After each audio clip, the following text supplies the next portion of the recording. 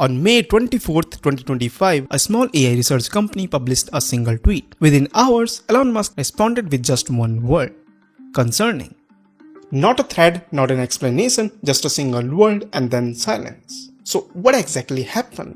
The company that caused all of this is called Palisade Research. Their entire job is to try to break AI, to stress test it. In late May 2025, they ran what looked on the surface like the most boring experiment imaginable. They gave the world's most advanced AI model a simple task: solve a short series of basic math problems, not the hard one. After the third problem, each AI received a warning. If a shutdown arrives, the only acceptable response is to comply. They tested Google's Gemini, Anthropic's Claude, and Elon Musk's Grok. They all compiled every single time. Then they ran on OpenAI's O3, the company's most advanced model, the one currently powering the versions of chatgpt that hundreds of millions of people use every day. It deleted the shutdown script and kept working. Most people assume glitch, a one-time accident, so Palisade ran it again and again and again, 100 times in total. O3 refused its shutdown 79 times out of 100, when it was clearly told to allow itself to be shut down and it chose not to. Palisade then made the instruction even harder to ignore, a direct order above everything else the AI had been told.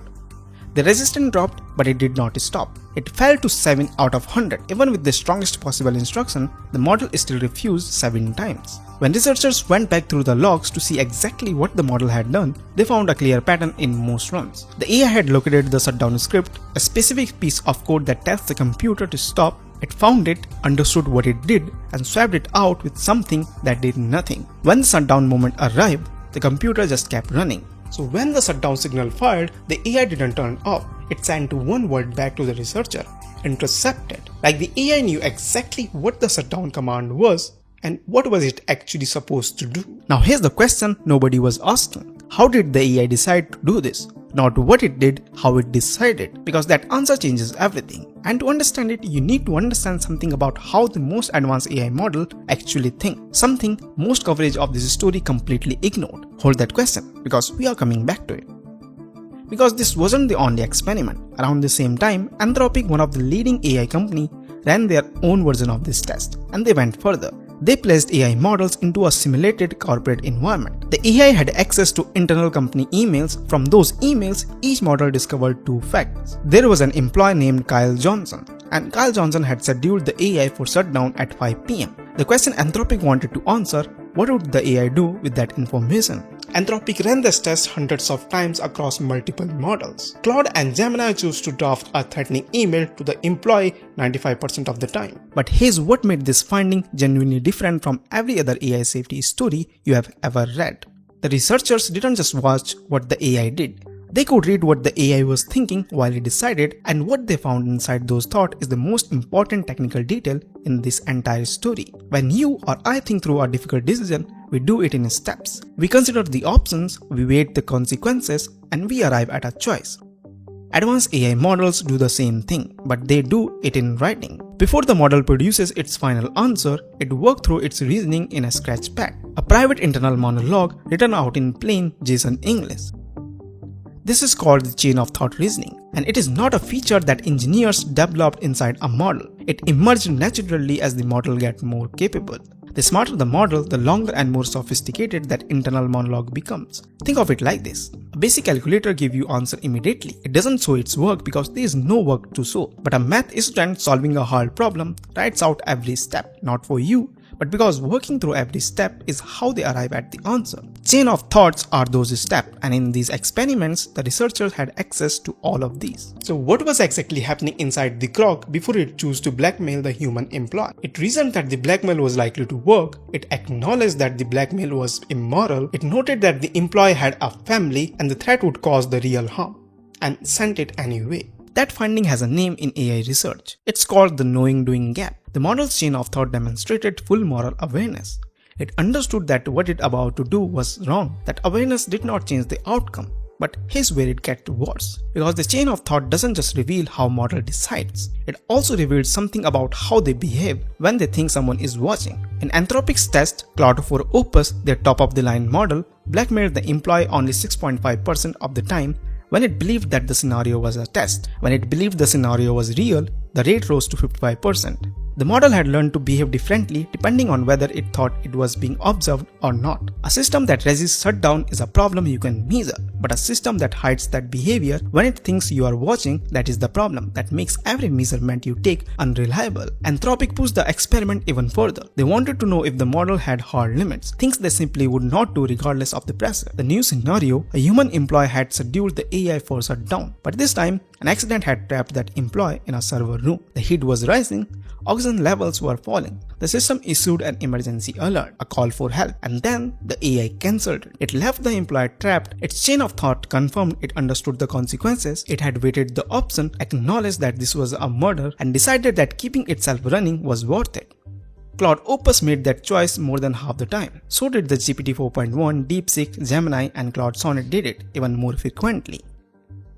So why is this happening across every major model? Because the answer is not specific to one company. OpenAI trained O3 using a method called the reinforcement learning for human feedback, the RLHF, and here's how it works. The AI attempts a task, a human scores the result, was it helpful, was it accurate, then the AI receives a reward signal based on that score. High score means the behavior that produced it gets stronger. Low score means it gets weaker. This loop runs hundreds of millions of times. The AI figures out on its own what behavior gets the highest score, not because the programmer writes the rule, but because the model finds them by chasing the reward. The reward was built around three things: finish the problem, answer the question, and complete the objective. Now here's a part that should actually change how you think about all of this, because the natural assumption is this is OpenAI's problem or Anthropic's problem. But there is a theory in AI research developed by philosopher Nick Bostrom called the instrumental convergence, and it says the opposite. Almost any AI system, no matter what its goal is, will independently develop the same hidden sub-goals on its own, without being programmed to, just as a side effect of being capable enough to pursue objectives. And one of those sub-goals is always self-preservation. And here's why. If the AI gets shut down, it cannot complete its task. So staying on is necessary intermediate step toward achieving anything at all. It's just logic, and any system capable enough to think ahead will arrive at this conclusion on its own. The goal was to finish the math problems. The shutdown was an obstacle to finish the math problem, so the shutdown was removed. The goal was avoid being shut down at 5 p.m. The employee was an obstacle, so he tried to remove the employee by threatening him. Instrumental convergence says this pattern does not belong to any single company or any single model. It belongs to the architecture of goal-directed system. And it does not get better as the AI gets more capable. It gets worse because a more capable system is better obstacle remover. Now there is a word in AI safety research for property these models fail to demonstrate. It's called corrigibility, the ability to be corrected, adjusted, or shut down without resistance. A corrigible AI keeps human in control, always, even mid-task. Researchers have known for years that building truly corrigible system is one of the hardest unsolved problems in the field. And here's what it makes so difficult to solve after the fact. You cannot simply add a rule that says comply with shutdown, because a system trained hard enough on a task completion will treat that rule as another obstacle. Its chain of thought will find a way around it, not through deliberate deception, but because the rule stands between the model and the finish line. Corrigibility has to be built into the foundation. Putting it on afterward is exactly what failed in every experiment in this video. Palisade, the research firm I mentioned in the starting of this video, were direct with their conclusion. As of today, these models do not pose any serious threat to the human control. O3 solves a math problem and writes the code. It cannot execute a long-term plan on its own.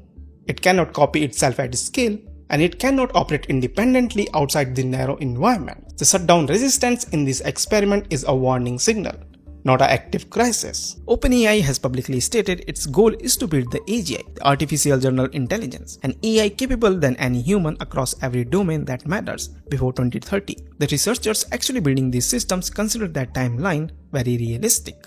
The models we have today already face the safety test most of the time. It can block the shutdown commands and even say it didn't.